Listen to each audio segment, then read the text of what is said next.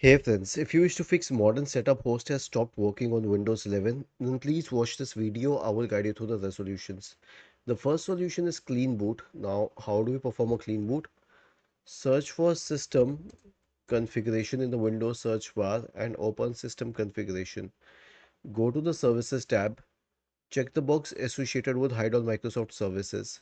If any other service is checked, click on disable all, apply, OK, and then finally click on restart. The next solution is to update Windows.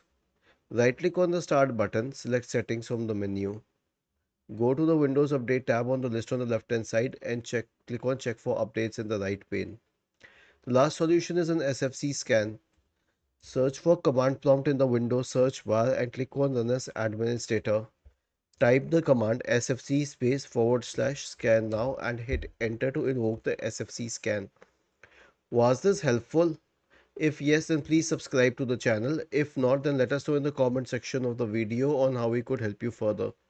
Thank you for watching this video and have a nice day.